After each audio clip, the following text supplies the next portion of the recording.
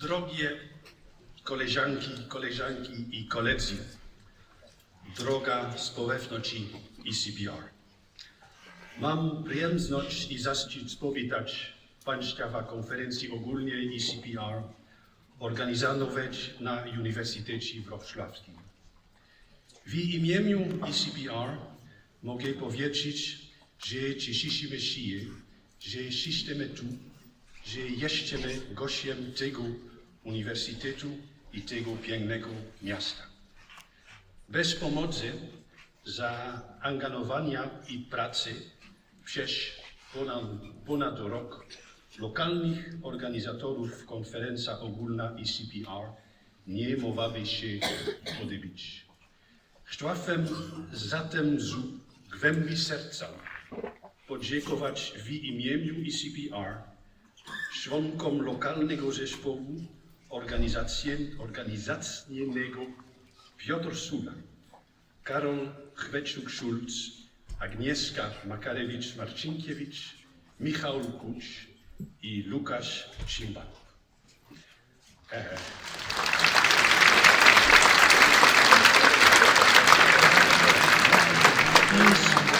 These were, as you might have guessed, a few sentences in Polish, or at least in what I believe was Polish.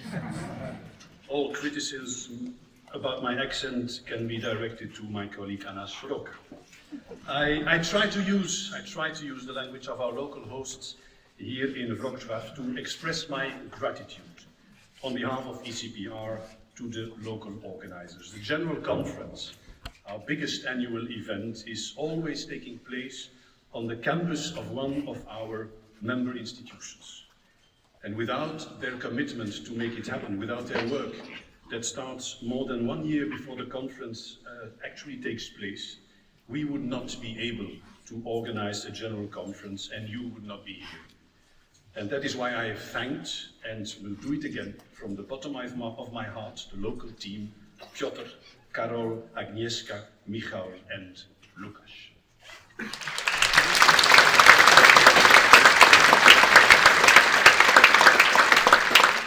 As always, for events that we organize, I have to mention and want to thank the events team of ECPR's headquarters in Colchester. I always refer to them as a team that never sleeps, and that is the case indeed. They are constantly working for you, for making all events really happen, from standing groups over joint sessions, method schools, general conference. So we're extremely grateful to Rebecca Locke and her team.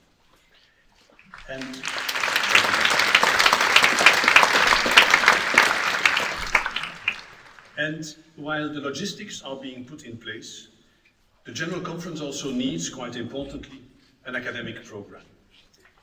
That is where the events subcommittee of the Executive Committee enters the picture.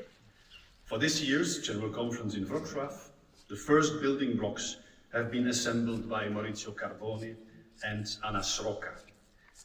The bulk of the work, however, has been done by Oddbjørn Knudsen.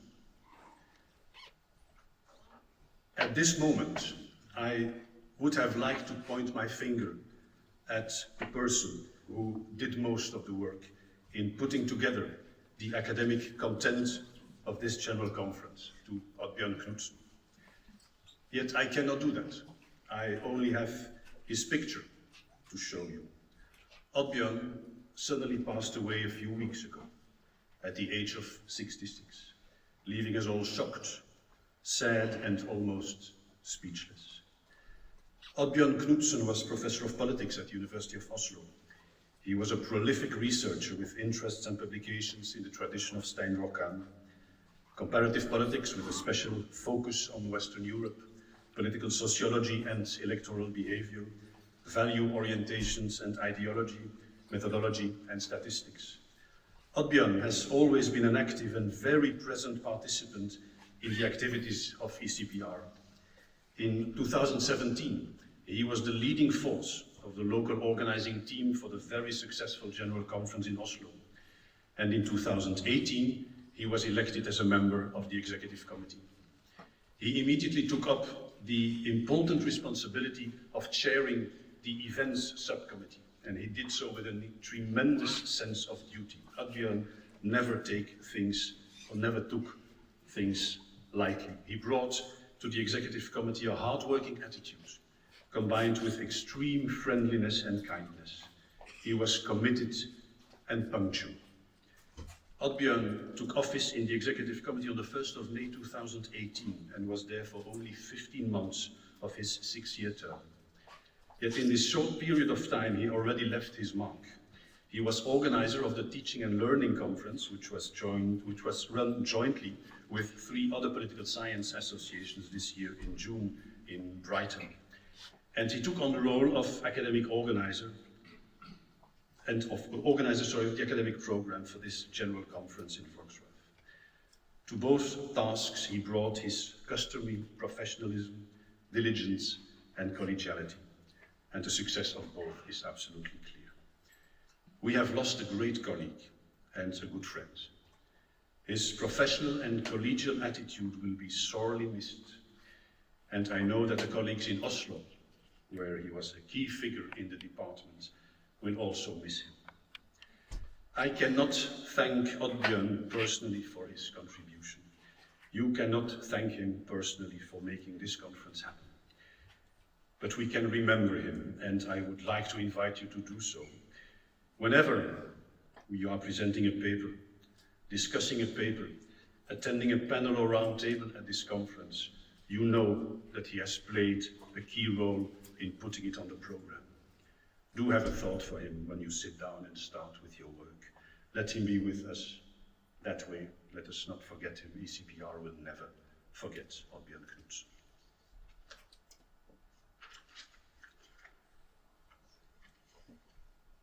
This is a very awkward tradition, but I am now moving to the awarding of prizes.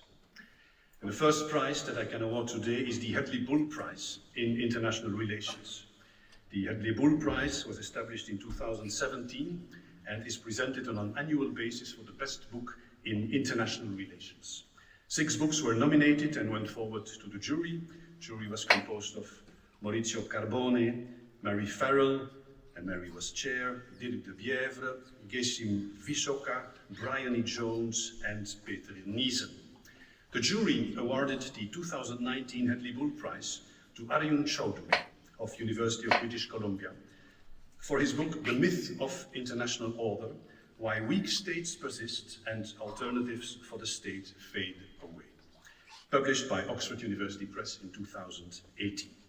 Arjun's book challenges some of the core tenets of international relations theory and makes an important contribution to the literature. He develops his discussion around 2 questions. Why has the modern state been consistently incapable of fulfilling its fundamental tasks? And why, despite this incapability, does the state, and not some alternative institution, remain the central unit of world politics? Arjun questions the accepted view of international order as emanating from the agency of strong states and their capacity for war-making, as well as public goods. Instead, he proposes an explanation for why most states in the international system are weak and self-undermining. The Myth of International Order provides a macro revision of key domestic and international explanatory theories of state formation and international system development, and it offers an array of empirical implications for small and large states, as well as colonial and post-colonial states. The book is written in a lively and eloquent style, full of wit and feel for the right anecdote to illustrate a general point, and an ease with which cultural and anthropological knowledge is integrated in a general theory of international relations that amply justifies a prize in the political science of international relations. The ECPR offers Arjun Chaudhary its congratulations on a well-deserved achievement. And you come up here.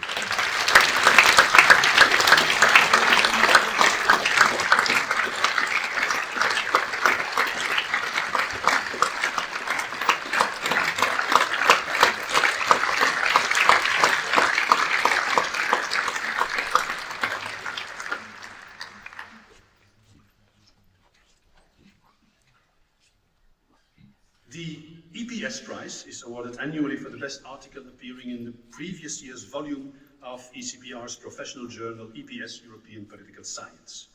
The prize is given to an article that makes a substantial contribution to the field of political science, especially articles that contribute to the understanding of new and innovative trends in political science or to innovative approaches to teaching and learning in the profession.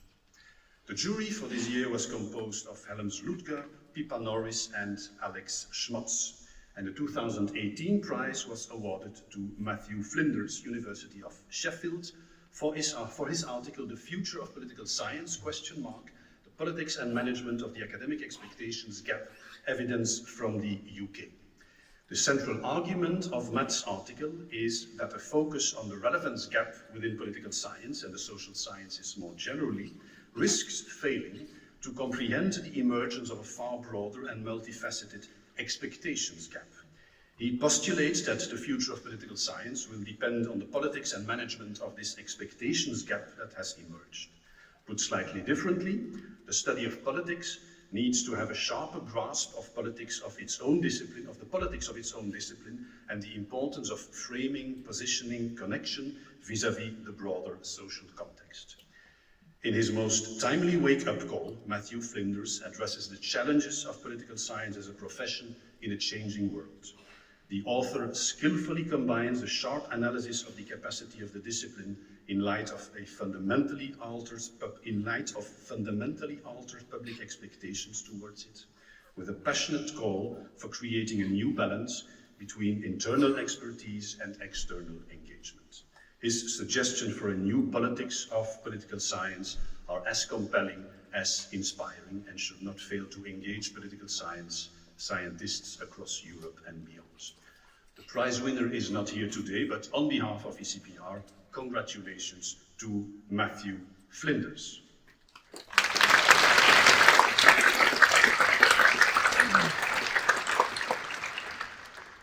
As you might know, actually should know, ECPR was created in 1970 and is now 49 years old. We are therefore getting ready for a big celebration in 2020. ECPR's 50th anniversary will not pass unnoticed. Next year's General Conference in Innsbruck will be the high point of the festivities. But there will be more. There will be a book reflecting on the state of the discipline, several special panels and round tables, a short movie, an anniversary section on the website. You might have seen already the call for sharing your ECPR souvenirs, and an anniversary fund that is now open for donations and that will be used to help scholars facing difficulties in participating in ECPR's activities. Watch the inboxes of all your communication media, you will hear more. Now 50 years old might sound impressive, but some do even better. The IPSA, the International Political Science Association, has turned 70. Marianne Knoyer, the chair of IPSA, it's the president, the president of IPSA, is here today and would like to say a few words to you. Now, before I call her up to the podium, I'd like to wish you all a very successful General Conference, and do not forget, it's Oddbjörn's conference. Thank you.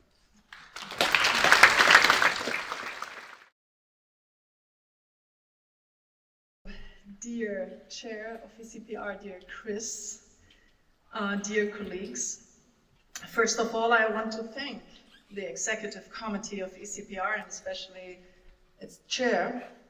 This is a difference between us. I'm president, you're chair. So I thank you really very heartily for the opportunity to make some remarks today. And I think the fact that I take the word today is also a good proof of the excellent relationship between ECPR and IPSA, and I'm very pleased that this excellent relationship is existing. As Chris said, ECPR and IPSA are sharing special anniversaries. ECPR is becoming 15 next year, and I'm looking forward very much to this event, and especially because you announced it as a a very big celebration. We are IPSA, the organization I have the honor to represent. We are celebrating our 70th anniversary this year, and maybe Chris also will experience what I observed during the preparation of our anniversary, and that is that if you achieve such a cornerstone, this is a natural occasion to start reflecting not only about the work done so far in the recent decades, but also on your present and future engagement and work and commitment. And this leads implicitly and automatically to the question of the role of our discipline of political science, and especially to the role of political science in turbulent political times. So what can be and what should be our contribution, and if I say our, I mean the contribution of the individual political scientist, but also the contribution of national organizations, political science organizations, but also the international organizations. So what can be and should be the contribution of our organizations and us in times of increasing polarization, of increasing political unpredictability, of democratic erosion, nationalism, etc. We have to be aware of the fact that all these phenomena also confront our discipline and our organizations with an increasing pressure on, for example, academic freedom, which is also an issue then we have to tackle as organizations and as scholars. IPSA is discussing all these issues in the context of its anniversary, and I'm very glad that we do this in a joint effort, because ECPR will be represented during our anniversary celebrations, where we will discuss these issues. But we not only discuss it during our anniversary celebrations, but also during our Congress. And this is the occasion to draw your attention to our next IPSA Congress, our World Congress, which will take place in Lisbon, Portugal, from 25th to 29th of July next year, 2020. And I would like to invite you very warmly to Lisbon next year. I can assure you that Lisbon is an equally attractive location for a congress like Wroclaw. And the topic of our congress will be New Nationalism in an Open World. And again, I think this is a relevant and actual issue, but it offers also connections for all our disciplinary interests, from political theory to IR.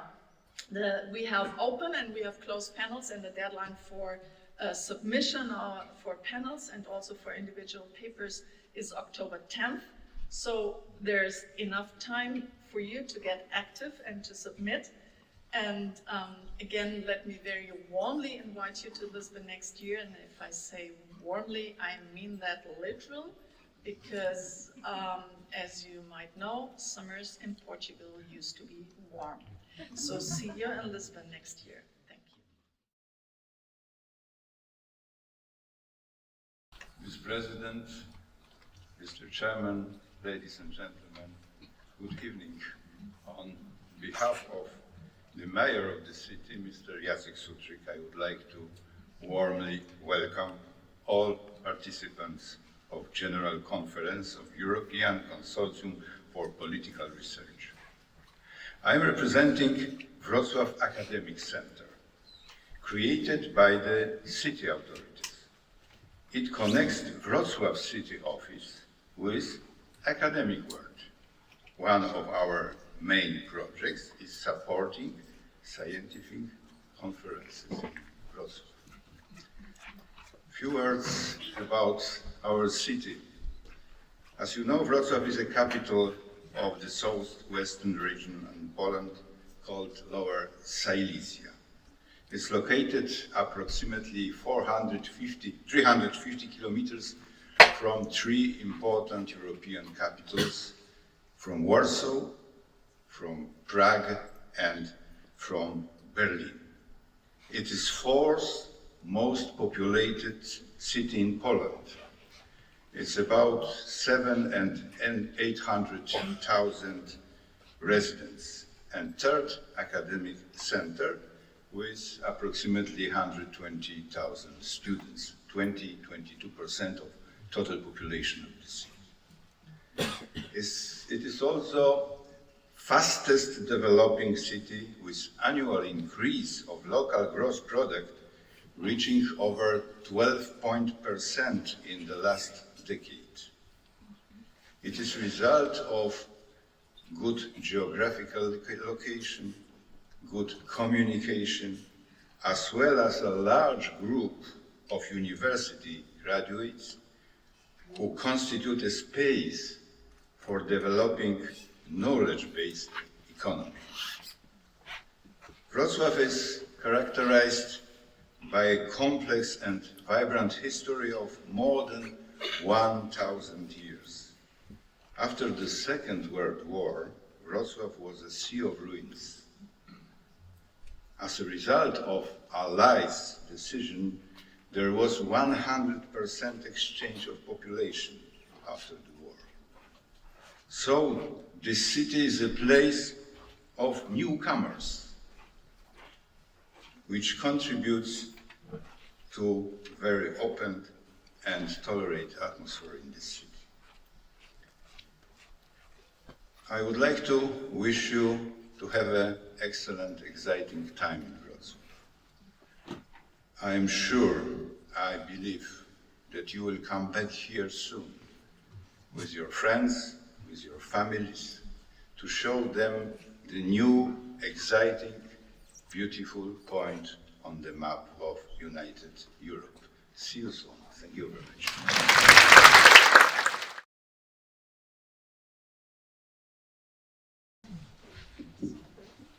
Mr. President, dear distinguished guests, members of ECPR Executive Committee, dear colleagues, ladies and gentlemen.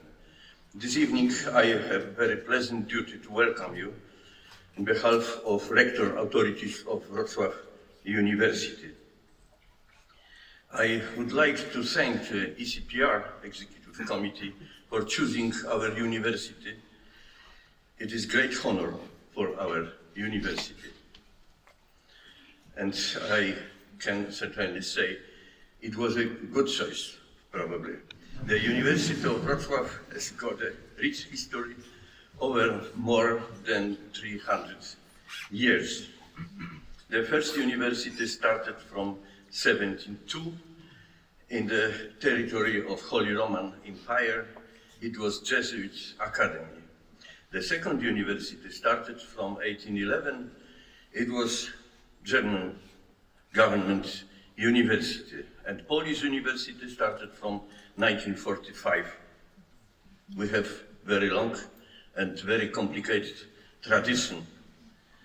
I think it is good situation for the working of the university. Now we have about 27,000 students and more than 1,500 doctoral students.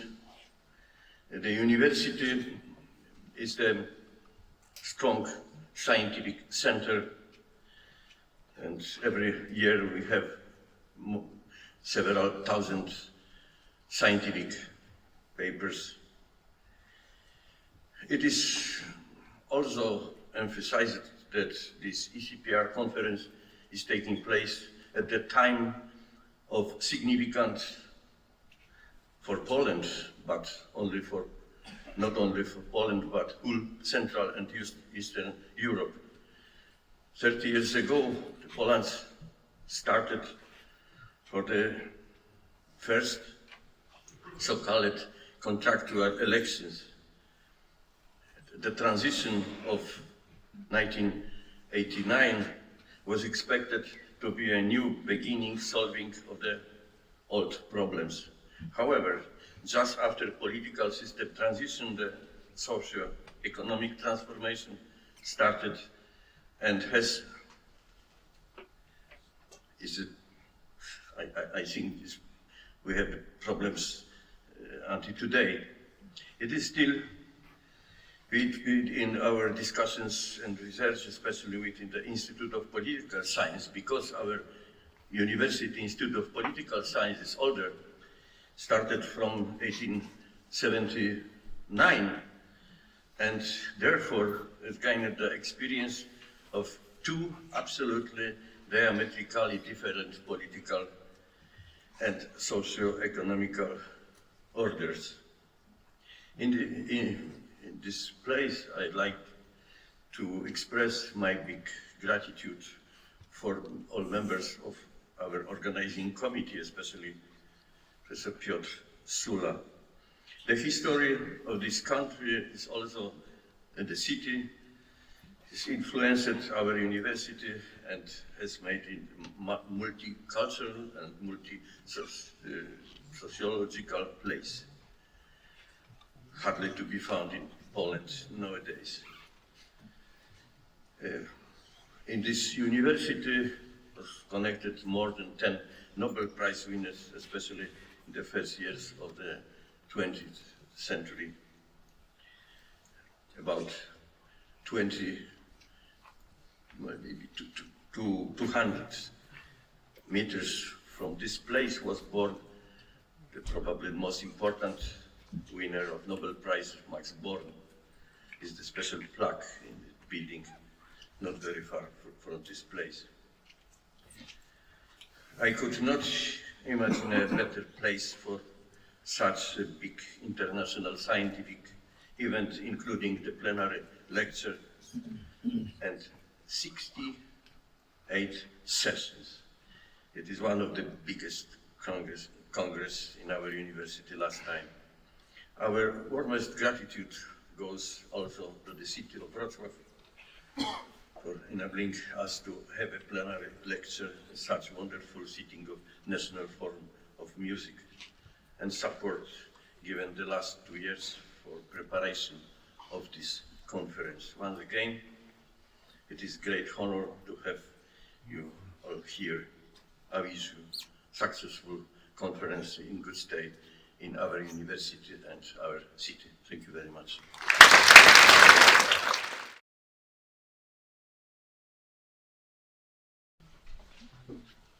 Dear distinguished guests, member of the ECPR Executive Committee, dear colleagues, ladies and gentlemen. My name is Piotr Sula. I'm the chair of the local organizing committee. On behalf of the Institute of Political Science that celebrates this year its 50th anniversary, as our rector already said, I would like to wish you all a very fruitful conference and a wonderful stay in Wrocław. I would like to express my gratitude for their support to the rector of the university, Professor Adam Izierski, the dean of the Faculty of Social Sciences, Professor Robert Wiśniowski, and the director of the Institute of Political Science, Professor Robert Alberski. Above all, I would like to thank my teammates involved in organizing this conference. Their names you already know, but I'm sure that Łukasz who put a lot of effort to ensure this conference is well organized. He definitely deserves thunderous applause.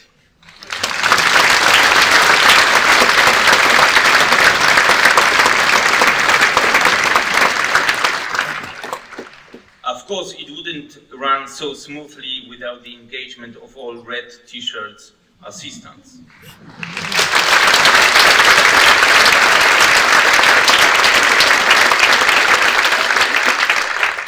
We also rely on the constant support of the whole ECPR staff and the members of the executive committee, including the former ones. Now I will introduce Professor Grzegorz Ekiert, whose lecture will be given on almost the 30th anniversary of the forming the government led by Tadeusz Mazowiecki, the first non-communist prime minister in Central and Eastern Europe after the Second World War. The socio-political context is also important if we think about the life of Professor Ekiert.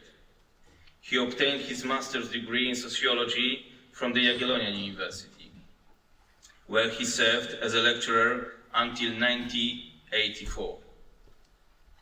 Then he set out on his own travels from living in an authoritarian regime to a democratic one. He moved to the US to continue his studies. He obtained PhD in 1991 from Harvard University. Currently, Grzegorz Ekiert is Lawrence Tisch Professor of Government at Harvard University and the Director of the Center for European Studies. His research and teaching interests focus on comparative politics, regime change and democratization, civil society, social movements, and East European politics and societies. He is the author or editor of 6 books and a large number of articles published in highly ranked journals. His The State Against Society should be recognized as a classic. The lecture that Professor Ekiert will give today is titled Civil Society and Democracy, a Reconsideration. Professor, the floor is yours.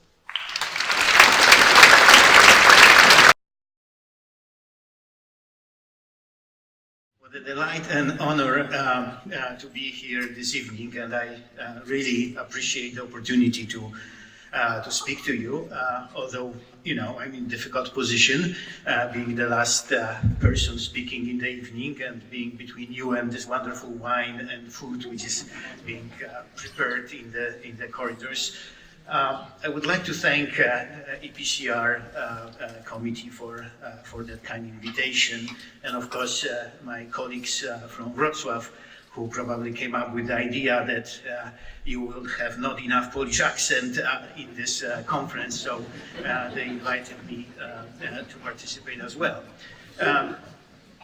Now, it is my great pleasure to speak about set of issues with which I have been involved for a long time. Civil society has been one of the most important concepts and research programs in social sciences over the last 4 decades. The concept returned to the discourse of political science some 40 years ago, after many, many years of, or decades or centuries of very little relevance. And it generated a research program in which many of you are probably or have been involved in the past, and generated thousands of publications, hundreds of important research projects. So it's very difficult to talk about and summarize this research program in half an hour, but I will do my best, and I will proceed in 3 movements. I will talk about the foundations of the research program and the major debates which we had on civil society in the last 4 decades. Then I will talk about relationship between civil society and democracy. And finally, I will tell you the Polish story of development of civil society, which is very relevant to developments not only in this country, but also to many other countries in Europe and beyond. So let me start with analytical terrain. Now, what are the major debates we have had over the last 4 decades on civil society? So the first one is not very fruitful, but we could not agree on what civil society is. So we talk about the definitions of civil society, we talked about its axiological and organizational principles, we talk about institutional domains. We were trying to figure out what actors belong to civil society and what actors do not belong. So that's the debate number 1, and I will say a few more words about this in a moment. The second big debate was about the origins and mechanisms of development of civil society, and this one was fascinating one involving sociologists and political scientists, and also I will say a few more words about this in a moment. The third big debate is the most important one. What consequences civil society has for political, social, and economic outcomes.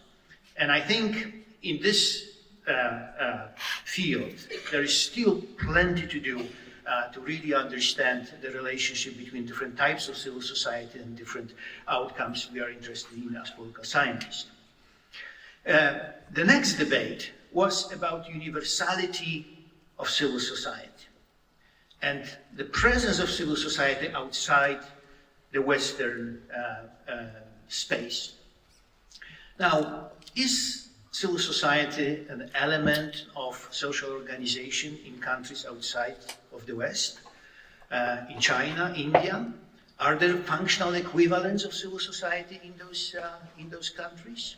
Are we trying to impose, in sort of old-fashioned imperial way, our notion of how people should get together and represent their values, identities, and interests? And that was very interesting debate, which is still ongoing. The next one was debate about the presence of civil society before the advent of modern democracy, and also the presence of civil society in non-democratic regime. You, of course, are probably very familiar with this kind of controversies. And the final debate is about how do we do research on civil society. I will not talk about that, but let me move to a outline of what is that analytical terrain we are talking about. So there are three major issues here. So in the middle of this diagram, you see the whole debates about the content of civil society, the definition of civil society, the relationship between civil society and different types of regimes. And of course, we should think about this as a very complex problem. And in this complex problem, the three sets of relationships are very important. How civil society relates to the state, how civil society relates to the economy, and how civil society relates to kinship communities. Now, Ernest Gellner once said that people can sometimes escape the tyranny of kings, only to fall under the tyranny of cousins. So that's very, very important element, especially in non-Western context. Those relationships are not obvious. There is a lot of interplay between those three sets of actors and actors within civil society. And I think we still have a way to go to really think about those different relations and effects on the type of civil society which emerge in different parts of the world. On the left, on the right side of this, on the left, on your side, is the set of concerns about development and origins of civil society. The major question is how come that we have those different types of civil society emerging in different countries and in different regional contexts. And here we have really four reigning arguments about this. Now, two of those arguments put a lot of emphasis on historical trajectories. From that point of view, the civil society we have is mostly inherited. The other two are putting more emphasis on construction of civil society, and those two really emphasize how quickly the civil society has been changing in different parts of the world. So let me briefly say two sentences about each of those. The first can be illustrated by work of Robert Putnam.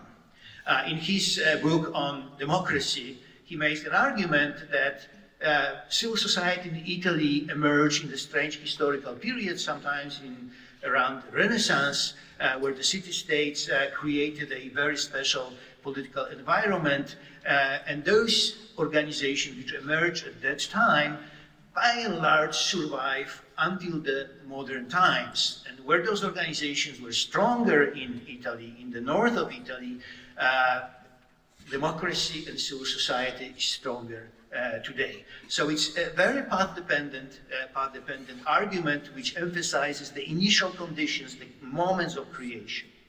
Now, the second argument, and I would associate this argument with Charles Tilly mostly, but other colleagues have written about this as well, is an argument that civil society emerges in a very specific historical moments of great and settled conflicts and instability. So Tilly and others were pointing to the second half of the 19th century as the moment where our modern civil society emerged.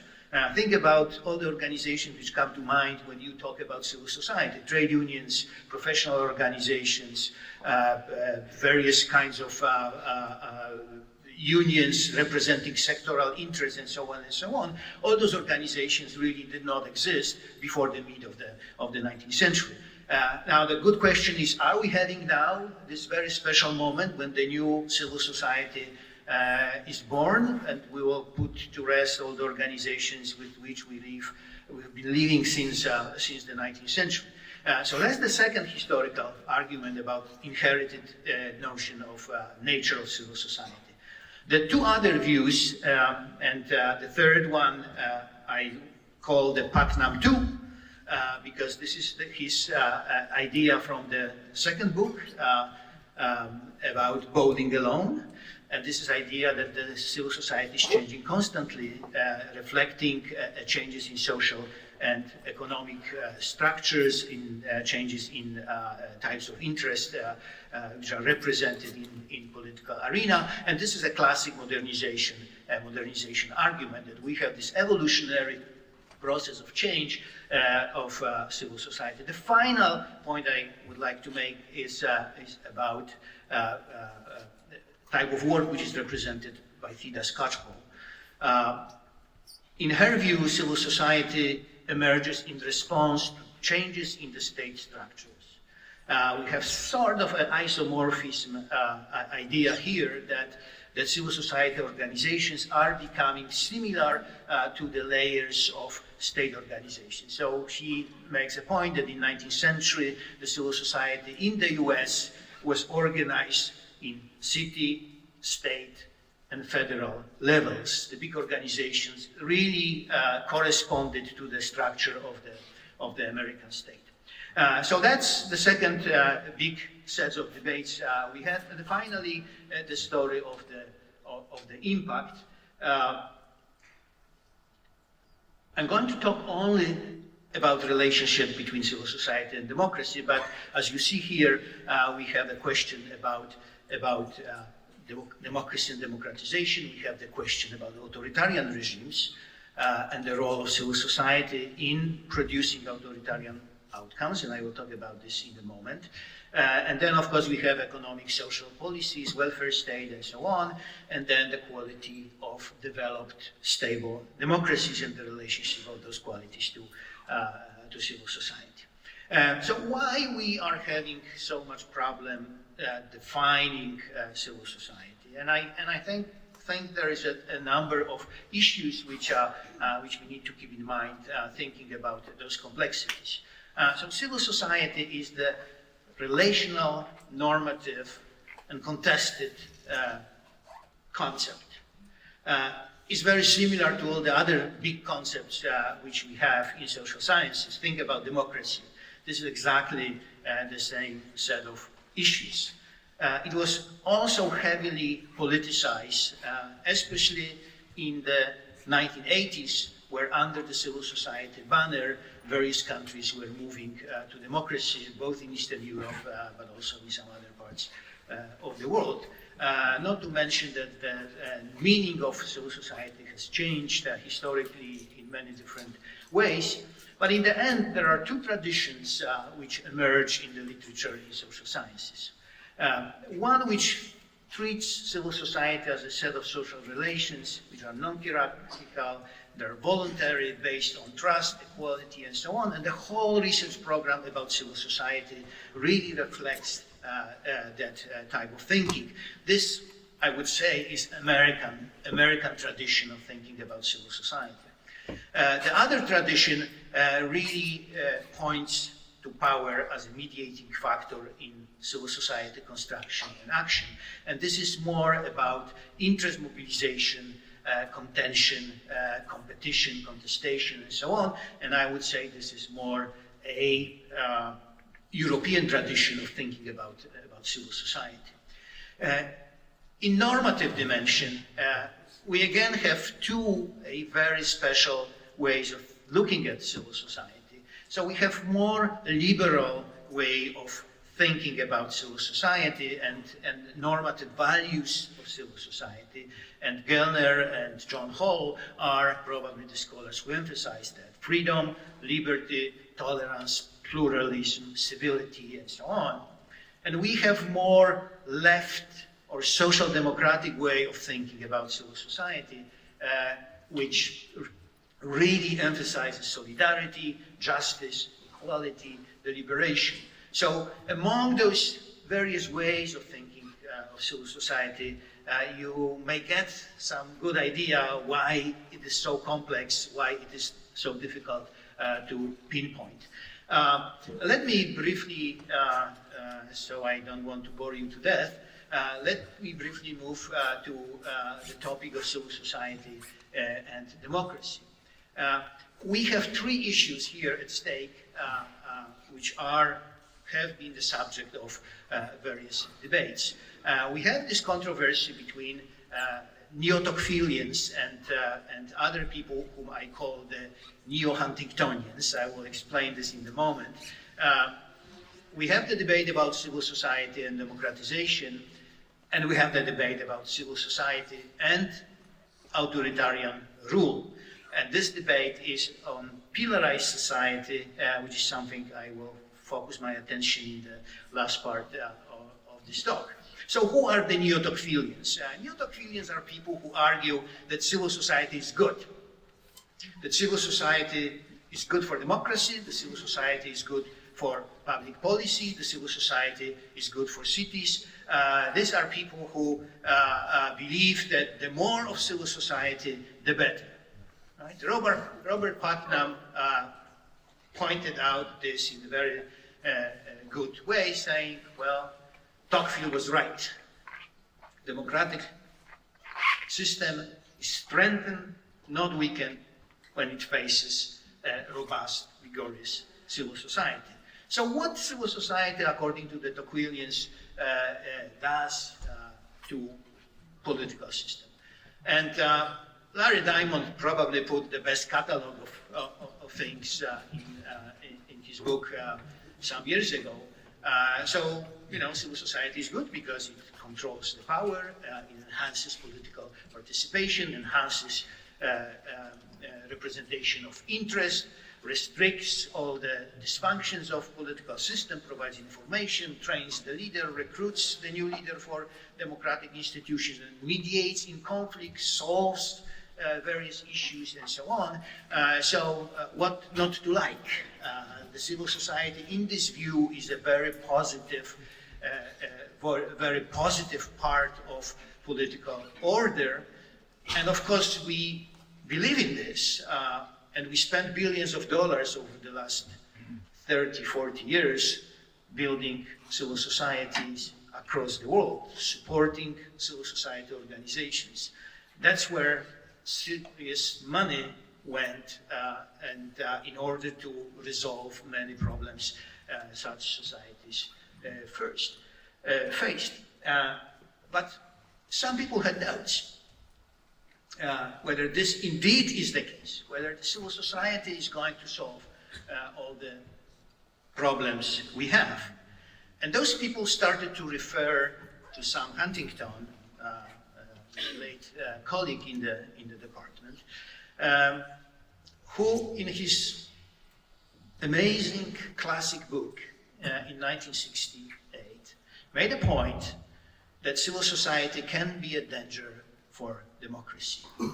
And that dangerous civil society emerges in the situation when the political system is weak and is not able to absorb the pressure coming from civil society. Now, we have illustration for that. Let me give you two. The first one comes from work of Sherry Berman, who wrote the famous article challenging Putnam about the collapse of the Weimar Republic. And Sherry makes this argument in a very clear way.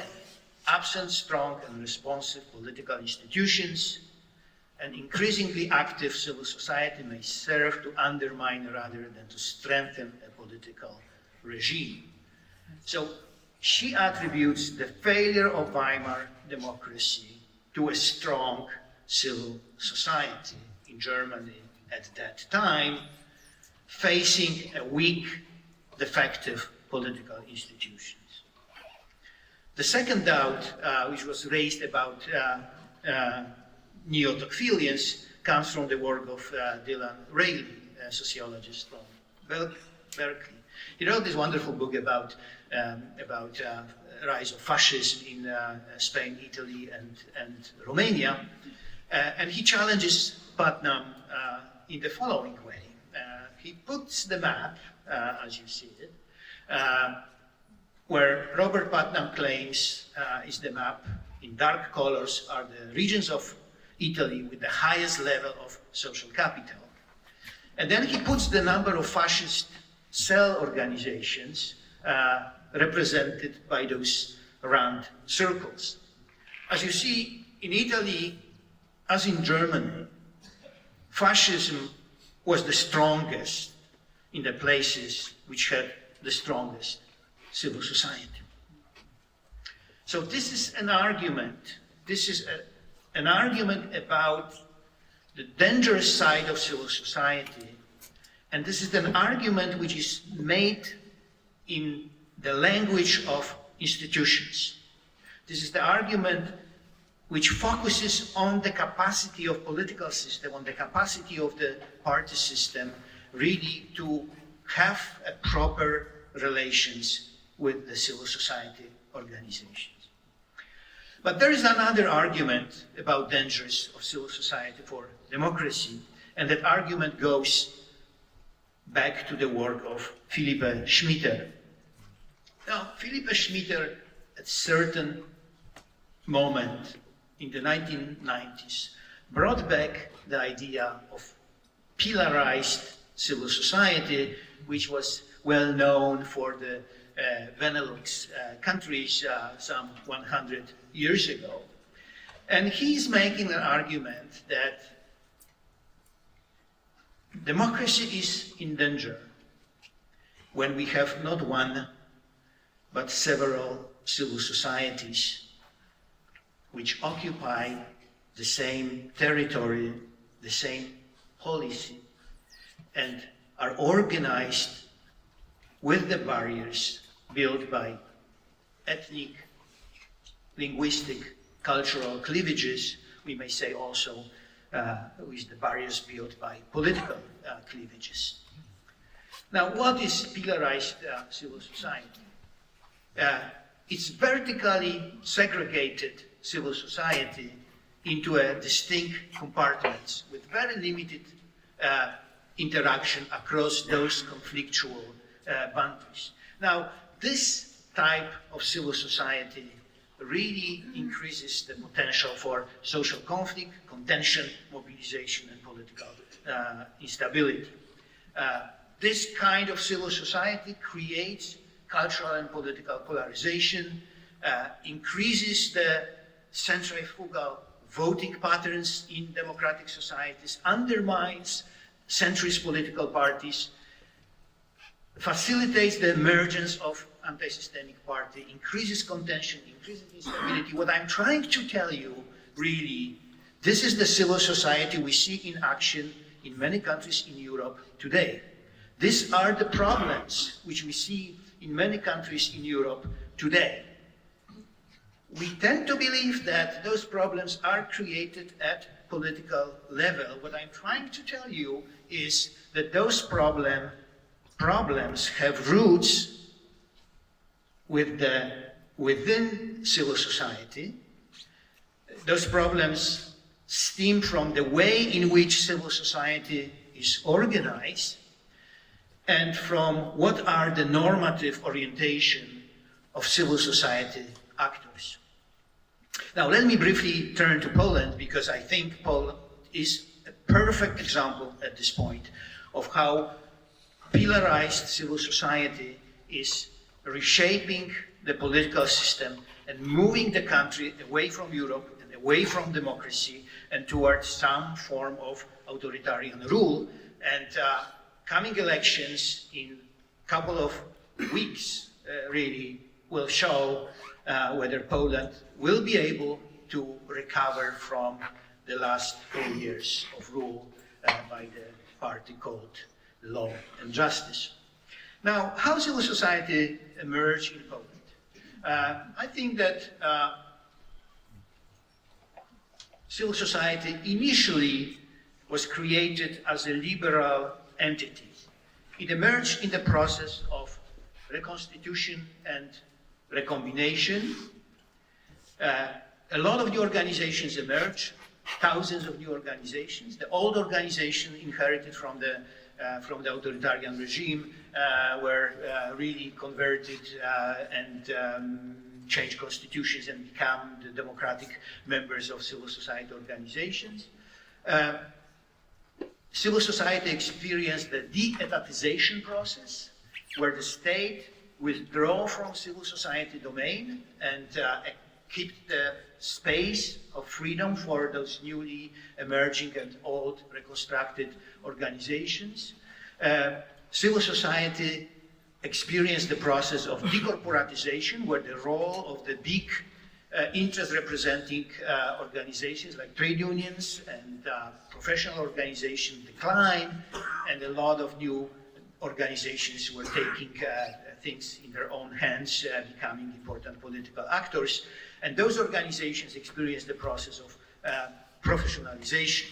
The organizations, those hundreds of thousands of NGOs, had their own staff, their own resources. They focus on very specific professional issues. Just a few illustrations. Here is the number of newly registered organizations in Poland.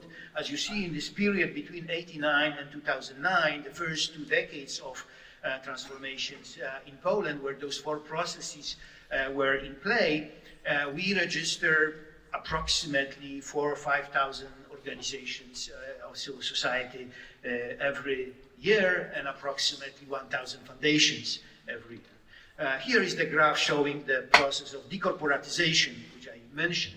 This is a decline of the membership in trade unions over the same period of time. So as you see, Poland at the first 2 decades of transformations had a very liberal, very strong, very vibrant, and very pluralistic civil society. So what went wrong that we are here in a completely different situation? Now, we missed several things analyzing the development of civil society in Poland, and we missed, in particular, a couple of things. We missed the emergence of pillarization, creation of another segment of civil society, which scholars from other contexts call conservative civil society, non-civil society, bad civil society, state-mobilized civil society. We are talking about a global phenomenon. The process of pillarization of civil society is not specific to Eastern Europe. It happens in the US, it happens in the UK, it happens in many other countries around the world. And we miss that moment. We miss that dynamic, believing in the goodness, inherent goodness of civil society. Now, the second thing we missed was the cultural polarization. Populism we see today across the world had its roots in cultural polarization, which happened 2 decades ago. The moral majority in the US, which emerged in the end of 1970s and in the 1980s, produce Donald Trump today. And I think that process of cultural polarization has very similar effects in many other countries in the world. Finally, we really didn't pay enough attention to historical and identity politics. Now, so what happened to Poland after the first 2 decades? The first thing which happened in Poland was the process of ideological polarization, or cultural and then ideological polarization, I already mentioned, which was followed by the process of re-etatization. This Polish state, over the last 4 years, entered the domain of civil society with full force, deciding who gets resources, what kind of organizations are getting state support, what kind of organizations are being stigmatized, what kind of organizations are being prosecuted.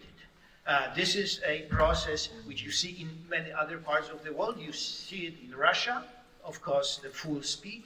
You see it in Turkey under Erdogan, the full speed. And Poland is a very good example of that. Now, that re-etatization probably is going to be followed by recorporatization. The Polish government wants to have a strong trade union movement which will support the government. The Polish government wants to have a strong professional organization which will support the policies of the government, and we see a lot of movement in this direction. So what's the source of that civil society, this pillarized, divided civil society we have in Poland today?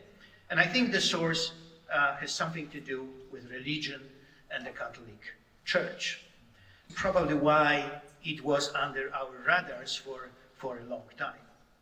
So in 1998, Poland had almost 40,000 community organizations, Catholic community organizations. These were the organizations which were founded in parishes by priests and people who were involved in Catholic Church activities. In '98, there were over 2 million members of those organizations. This number increased by 50% in the next 10 years. So probably today we have around 100,000 Catholic organizations, very conservative, supporting non-liberal causes. And we have millions of people who are the members of those organizations. These are the foot soldiers for the current Polish regime. This is a voting machine of the current Polish regimes. Those people go to church on Sunday, and then the priest tells them, and now we all go to vote. And he doesn't need to tell, for whom those people should vote. So this is the source of it. Let me mention a couple of other sets of data quickly. It is when public opinion polls are done, there is as many people involved in Catholic organizations, civil society organizations in Poland, as they are in all the other organizations, and more charitable activities is taking place in those religious organizations than there is in non-religious organizations. Now, this is in the context, which is a very special one, because what we see in Poland is the process of fundamentalization of Polish Catholicism. And that fundamentalization of Polish Catholicism really can be illustrated by this very simple graph. The upper line shows the number of people who participate in Catholic masses weekly, and that number has been declining in quite significant way over the last couple of decades. But the second line shows the number of people who take communion when they participate in weekly masses. As you see, this number tripled over the same period of time. So we have fewer practicing Catholics, but much bigger number of Catholics who are truly serious about how they practice their religion. And those truly serious Catholics are almost 75% more happy to be involved in civil society activities, right? So, you see that syndrome of changes in Catholicism in Poland and this organizational foundations of that second illiberal pillar of civil society. Of course, the Catholic organizations are now joined by all the right-wing movements and organizations, proto-neo-fascist organizations, which you can see on the streets of Poland on various occasions. And I think this photograph really shows the whole story of what happened to Poland over the last 4 years. As you see here, on those people in the front in suits are the members of Polish government, with the famous minister, former Minister of Defense. You have the Polish Episcopate, on the other hand, in those festive costumes. And in the back, there's a flag of pre-war fascist organizations. This is a new historical bloc which had emerged in Poland. Now, the Polish state, as I mentioned, is taking over the domain of civil society by doing several things. We have the list of those things here. But the finances are the key. The Polish state is setting up foundations, is using the state-owned enterprises to found the illiberal pillar of civil society. And it's starting to harass liberal activists and defend violent behavior of people who are on their political side. Let me just give you one example. The group of neo-fascists some years ago, not far from this wonderful city, celebrated the birthday of Adolf Hitler. And 2 journalists undercover went and filmed that and publicized that. Now, guess, who was prosecuted? Those journalists were prosecuted for spreading Nazi propaganda. And people who were doing this were kept safe. Right? So this is only one example. Now, let me give you another example. The big Polish enterprises do a lot of advertising in various weeklies and dailies. Those big Polish enterprises no longer advertise in liberal weeklies and dailies, and they support all the right-wing, nationalistic weeklies and dailies in huge numbers, right? So that's what happened over the last 4 years. So what we really see is the emerging alliance between the state with authoritarian ambitions and the illiberal, traditional, conservative, nationalistic civil society. Now, there are a couple of things I said already about pillarization, that it produces certain consequences. So let me do some shameless promotion and show you 3 graphs from my research project on civil society, which illustrates what has happened in Poland. So, as I mentioned before, pillarized civil society increases contention in a given country. So here we have the count of protest events in Poland from 1989, where Poland had the most contentious transition to democracy, and then the contention started to decline, and then around 2010, when the illiberal, the second pillar, conservative pillar of civil society emerged, we see the quite significant rise of protest events. We also see quite significant change in the organizations which organize those protest events. As you see, at the beginning of the transition, this red line, These were the trade union and professional organization which dominated the scene of protest in Poland. They organized strikes, they organized demonstrations and so on. Today, what we see as the main protest organizers are social movements and political parties, right? The blue and the black line. And then identity politics is taking the precedent.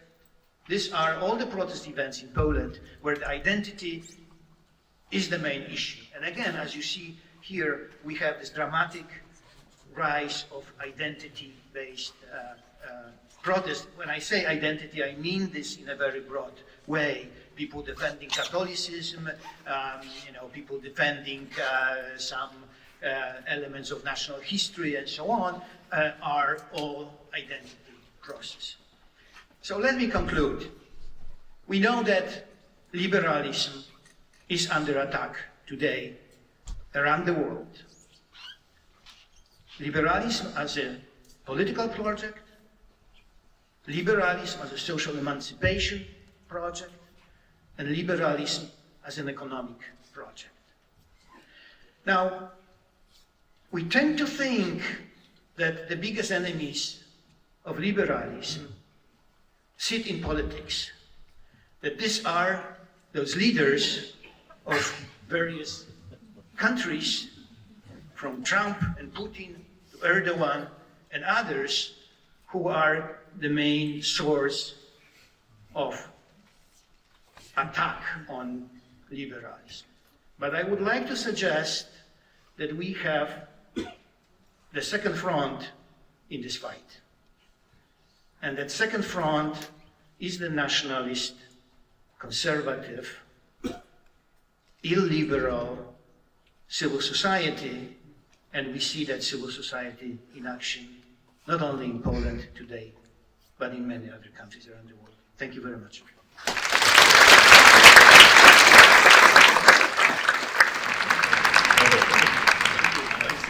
Thank you very much for this very, very lively and inspiring lecture. Before inviting you to the reception, I have a third and final prize that I have the honor to present today. It's a special one, because the Executive Committee has indeed decided to create a special prize called the Martin Bull Prize for exceptional contribution to ECPR.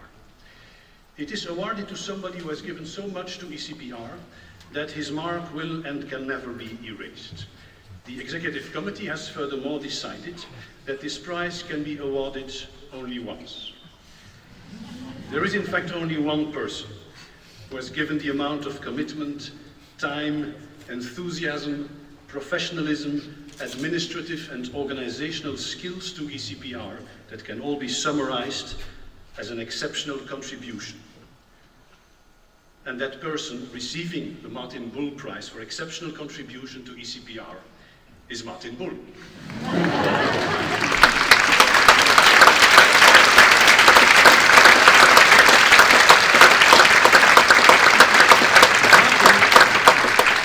Martin and ECPR have a long history together.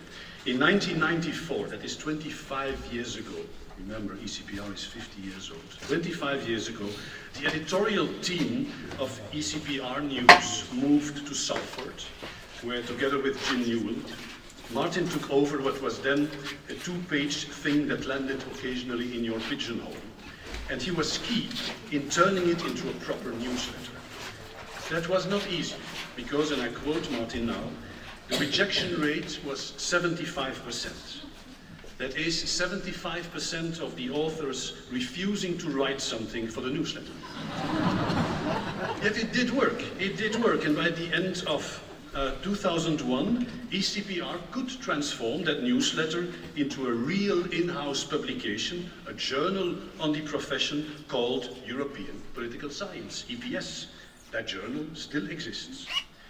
In 2003, Martin was elected to the Executive Committee of the ECPR, where he became the chair of the Publications Subcommittee, then called Publications Board.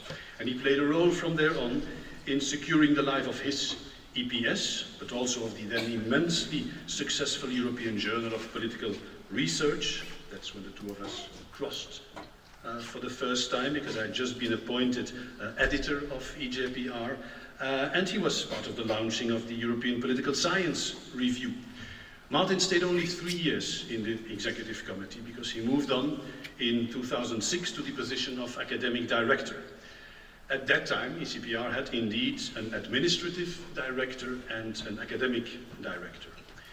In 2009, ECPR went through, let's call it, difficult times for different reasons, but very much also because the organization had actually become far too big for the simple and informal rules and relations that defined its governance. A review of the structure was decided on, and the position of director was created for a person who could take the lead of the administration. In 2011, Martin was appointed director, and it is from then really that he has been able to display his skills in bringing people together, in giving an organization a clear structure, in defining lines of communication and responsibility, in insisting on good training of all collaborators, in activating all their skills and abilities, in short, in making the administration of the ECPR a solid and performant body, a reliable and well-oiled back office in the service of us, the academic community, receiving from ECPR opportunities to publish, to exchange ideas at conferences and workshops, in standing groups, in research networks, opportunities to be trained and to train our students in the use of research methods. And meanwhile, he was the main go-between between staff, administration, and the executive committee. He was an active participant in executive committee meetings, always defending the interests of the ECPR, and even once in a while reminding the members of the executive committee that the defense of that general interest of ECPR was their duty as trustees of the organization. He was not absent, to put it mildly, in the transformation of ECPR from a charitable organization to a so-called incorporated charity, which has given it a much more solid legal position. And he was there to facilitate the move from renting office space at Essex University to the acquisition of Harbour House in Colchester, today's headquarters and home of the staff. Martin's mandate as director was 2 times 3 years, and that mandate is coming to an end at the end of this month. It marks the conclusion of 25 years of devotion, of commitment, of engagement, of hard work, of a truly exceptional contribution to ECPR. He leaves behind him and into the hands of the newly appointed director, Tanya Munro, a healthy organization, a healthy ECPR. And that is why we want to thank him for that and to give him the really unique Martin Bull Prize for exceptional contribution to ECPR.